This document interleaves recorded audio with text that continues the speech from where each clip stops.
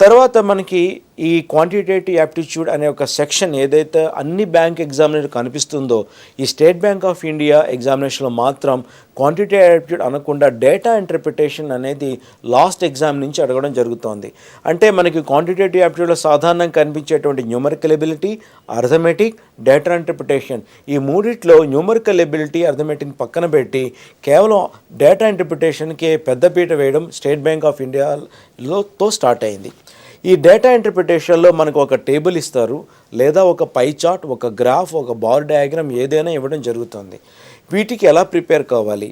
సాధారణంగా మనం news paper చదువుతున్నప్పుడు బిజినెస్ పేజ్లో బోల్డ్ అని గ్రాఫ్స్ మనకి కనిపిస్తాయి, టేబుల్స్ కనిపిస్తాయి, పై చార్ట్స్ కనిపిస్తాయి.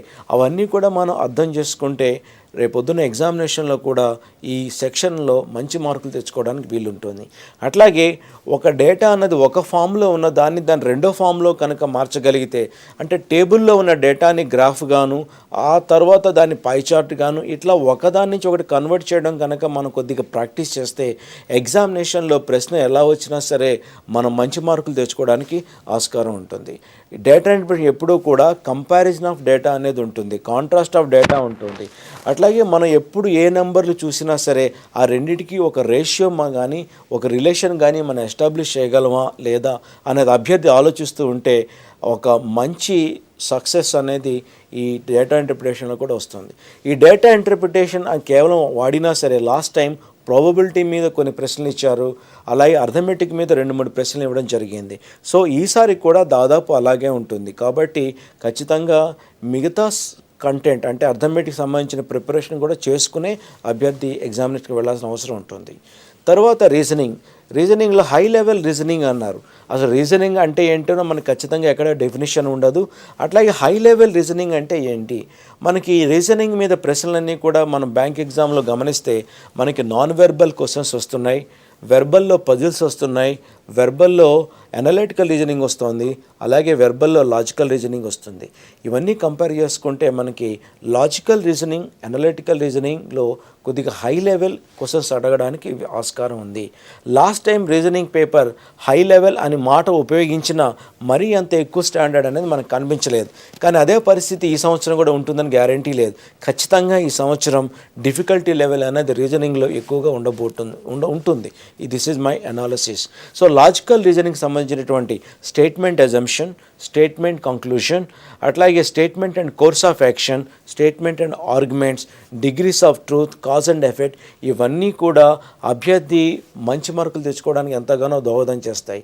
అన్ని టీఆర్లో ఉన్నటువంటి అన్ని సెక్షన్లో కన్నా లాజికల్ రీజనింగ్లోనే ఎక్కువ మంది అభ్యర్థులు మార్కులు స్కోర్ చేయలేకపోతారు.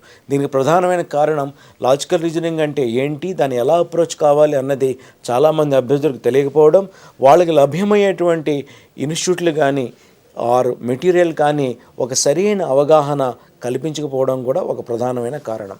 ఎంతసేపు కోడింగ్, డీకోడింగ్, అట్లాగే సిట్టింగ్ అరేంజ్మెంట్, వీటి చిన్న విషయాల మీద అభ్యర్థులు ఎక్కువ దృష్టి పెట్టి అదే రీజనింగ్ అనుకుంటూ ఎగ్జామినేషన్కి వెళ్ళడం వల్ల కొన్ని ప్రశ్నలకు మాత్రమే సాటిస్ఫాక్టరీ ఆన్సర్లు ఇవ్వగలుగుతున్నారు, మిగతా ఇవ్వలేకపోతున్నారు. అట్లా ఎనలిటికల్ రీజనింగ్ క్వశ్చన్స్ మనం ఎలా ప్రిపేర్ కావాలి? ఒక ఎనలిటికల్ రీజనింగ్ క్వశ్చన్స్ మనం చూసిన తర్వాత దాన్ని ప్రాక్టీస్ చేస్తున్న తర్వాత ఏదైనా ఇంకా షార్ట్ కట్ అయినా ఉందా అన్నది అభ్యర్థి తనంతట తాను ప్రశ్నలు వేసుకొని చేయాలి. ఎనలిటికల్ రీజనింగ్ క్వశ్చన్ ఎప్పుడైనా చేస్తున్నప్పుడు అందులో ఉన్నటువంటి అంశాలు మీరు ముఖ్యంగా గుర్తుపెట్టుకోవాల్సింది ఫస్ట్ రీడింగ్లో మనం అబ్జర్వ్ చేయవలసింది ఇందులో ఉన్నటువంటి వేరియబుల్స్ ఏంటి. వేరియబుల్స్ అంటే whose value is changing. For example ఒక అభ్యర్థి ఒక ఫ్యామిలీ మెంబర్స్ కానీ లేకపోతే గ్రూప్ ఆఫ్ ఫ్రెండ్స్ కానీ ఒక పేర్లు ఇస్తారు. ఆ పేరు అనేది ఒక వేరియబుల్, వాళ్ళకు ఉన్నటువంటి ప్రొఫెషన్ ఒక వేరియబుల్, వాళ్ళ ఇష్టపడేటువంటి రంగు ఒక వేరియబుల్, వాళ్ళకి ఉండేటువంటి హాబీ ఒకటి వేరియబుల్. ఇట్లా ఏమేమి వేరియబుల్స్ ఉన్నాయి అన్నది మనకు ఫస్ట్ గ్లాన్స్లో కనుక అబ్జర్వ్ చేయగలిగితే ఆ ఉన్న వేరియబుల్స్లో ఏది ఇంపార్టెంట్ వేరియబుల్లో దాన్ని బేస్ చేసుకుని మనం మిగతా ఆ టేబుల్ అనేది కన్స్ట్రక్ట్ చేయడం వీలవుతుంది. అట్లా కొద్దిగా ప్రాక్టీస్ చేస్తూ ఉంటే ఎంత పెద్ద అనలిటికల్ రీజనింగ్ క్వశ్చన్ అయినా సరే ఇన్స్ట్రక్షన్స్ వాళ్ళు ఇస్తారు కాబట్టి ఖచ్చితంగా మనం వేరియబుల్స్ ఐడెంటిఫై చేసి దాని ప్రకారం వెళితే ఎటువంటి ప్రశ్న అయినా మనం తక్కువ టైంలో సాధించడానికి వీలవుతుంది. అట్లాగే ఇంకా ఉన్నటువంటి పజిల్స్ ఆల్రెడీ చాలామంది అభ్యర్థులు ప్రిపేర్ అయి ఉంటారు. ఇందులో పెద్ద కష్టపడాల్సిందేం లేదు, ఉన్నటువంటి ఇన్స్ట్రక్షన్ కనుక సరిగ్గా అర్థం చేసుకోగలిగితే సరిపోతుంది. అట్లాగే లెఫ్ట్ అండ్ రైట్ మీద చాలామంది అభ్యర్థులు ఇబ్బంది పడుతుంటారు, ఏది లెఫ్ట్ ఏది రైట్ అని చెప్పి. ఎప్పుడూ కూడా ప్రశ్నలో ఒక సిరీస్ ఇస్తే కనుక రైట్ అంటే మనకి అంటే అభ్యర్థికి రైట్ ఏదైతే ఉంటుందో అదే రైట్, అట్లాగే లెఫ్ట్ అయితే అభ్యర్థికి ఉన్నటువంటి లెఫ్టే లెఫ్ట్. ఈ చిన్న రూల్ కనుక మీరు గుర్తుపెట్టుకుంటే ఎంత పెద్ద సిరీస్ ప్రాబ్లం అయినా సరే మీరు సాల్వ్ చేయడానికి ఉంటుంది. సో ఇవన్నీ కూడా మనకి అబ్జెక్టివ్ టైప్ టెస్ట్లో ఉంటున్నాయి. అట్లాగే పీవై ఎగ్జామినేషన్లో రిటర్న్ టెస్ట్లో ఉన్న రెండో పార్ట్ డిస్క్రిప్టివ్ పేపర్. ఈ డిస్క్రిప్టివ్ పేపర్లో ఇది కూడా ఒక రకమైనటువంటి ఇంగ్లీష్ టెస్టే అని చెప్పి ఇన్స్ట్రక్షన్లు క్లియర్గా ఇచ్చారు. ఇందులో మనకు అడిగేటువంటి అంశాలు ఒక షార్ట్ కంపోజిషన్ అండ్ అంటే చిన్న స్మాల్ ఎస్సే, ఆ తర్వాత ప్రెసీ రైటింగ్, లెటర్ రైటింగ్, కాంప్రహెన్షన్, ఇవన్నీ కూడా ఉంటున్నాయి. ఇవన్నీ కూడా మనం ఇంతకుముందు నేర్చుకున్నవే, చిన్నప్పుడు నేర్చుకున్నవే. ఇప్పుడు మళ్ళీ కూడా ఒక్కసారి ప్రాక్టీస్ చేసుకుంటే సరిపోతుంది. ఈ రిటర్న్ టెస్ట్ డిస్క్రిప్టివ్ పేపర్ ఏదైతే ఉందో దీనికి ఒక ప్రధానమైన ఉద్దేశం అభ్యర్థి యొక్క రిటర్న్ కమ్యూనికేషన్ స్కిల్స్ని అసెస్ చేయడం. అంటే అభ్యర్థి తన ఐడియాస్ని అవతల వాళ్ళకి రిటర్న్ ఫామ్లో అందజేయగలగాలి. ఎంతసేపు డైరెక్ట్గా మాట్లాడడమే కాదు, రిటర్న్ కమ్యూనికేషన్ స్కిల్స్ అనేవి కూడా ఒక ఆఫీసర్కి ఉన్నటువంటి లక్షణాల్లో చాలా ఇంపార్టెంట్. రేపు పొద్దున్న జాయిన్ అయిన తర్వాత సుపీరియర్స్కి ఎన్నో రిపోర్ట్ జనరేట్ చేయవలసి ఉంటుంది, అలాగే సబార్డినేట్స్కి ఎన్నో ఇన్స్ట్రక్షన్స్ రిటర్న్ ఫామ్లో పాస్ చేయవలసి ఉంటుంది.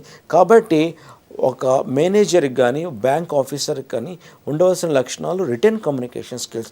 ఆ రిటర్న్ కమ్యూనికేషన్ స్కిల్స్ని టెస్ట్ చేయడానికి డిస్క్రిప్టివ్ పేపర్ అనేది చాలా ఉపయోగపడుతుంది. డిస్క్రిప్టివ్ పేపర్లో మంచి మార్కులు తెచ్చుకోవాలి అంటే అది ఒక ఓవర్ నైట్తో సాధ్యపడేటువంటి అంశం కాదు. అభ్యర్థి ప్రతిరోజు కూడా ప్రాక్టీస్ చేయాల్సిన అవసరం ఉంటుంది. ఎందుకంటే మనకున్న ఐడియాస్ని క్రిస్టలైజ్ చేసుకుని ఐడియాస్ని మనం హ్యాండ్ ద్వారా రాయవలసి ఉంటుంది. అంటే ఒక perfect coordination between your mind and your hand it is to be established. దీనికి కొద్దిగా టైం పడుతుంది. కాబట్టి ప్రతిరోజు కూడా డైరీ కనుక రాయగలిగితే ఇంగ్లీష్లో ఆ అభ్యర్థి రిటర్న్ కమ్యూనికేషన్ స్కిల్స్లో బాగా ఇంప్రూవ్ చేయబడతాడు. అట్లాగే ఒక తెలుగు పేపర్లో ఉండే ఒక న్యూస్ ఐటెం తీసుకుని దాన్ని ఇంగ్లీష్లోకి తర్జుమా చేస్తూ ఉంటే కూడా ఈ ప్రెసీ రైటింగ్, ఎస్ఏ రైటింగ్ ఇవన్నీ కూడా ఈజీగా అలవాటు పడతాయి. అట్లాగే లెటర్ రైటింగ్లో కూడా కొన్ని పద్ధతులు అంటే కొన్ని కన్వెన్షన్స్ కనుక మనం ఫాలో అవ్వగలిగితే మినిమం మార్క్స్ అనేది రావడం వీలవుతుంది. ఇట్లా కొద్దిగా కేర్ తీసుకుంటే మనకి మంచి మార్కులు ఈ రిటర్న్ టెస్ట్లో కూడా వస్తాయి.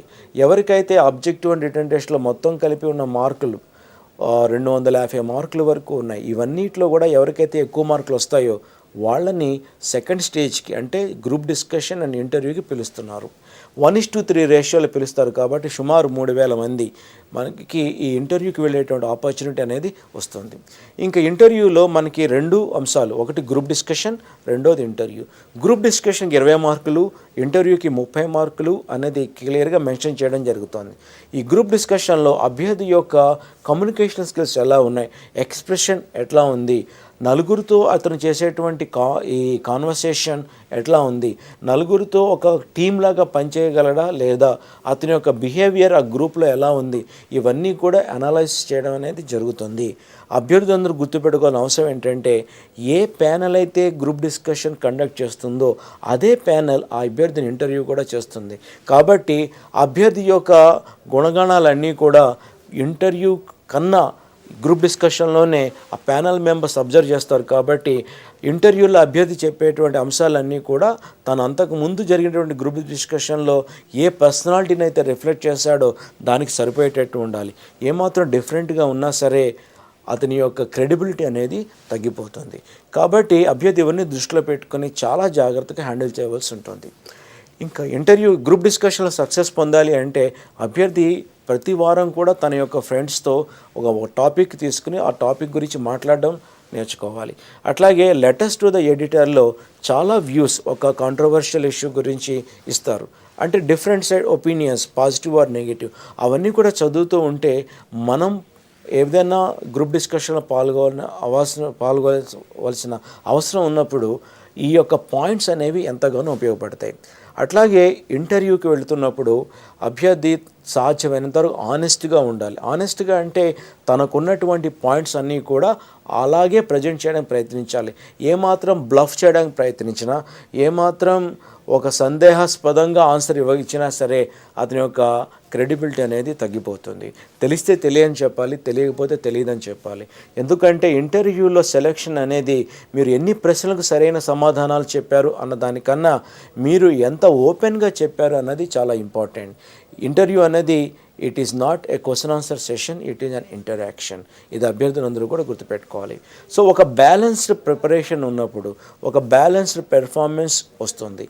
అలా బ్యాలెన్స్డ్ పెర్ఫార్మెన్స్ వచ్చిన వాళ్ళకే ఈ సెలక్షన్ అనేది వస్తుంది. ఎస్బీఏ పరీక్ష కొద్దిగా కష్టమైన, it is not impossible to score good marks. So I wish all the students a wonderful success in this SBA examination.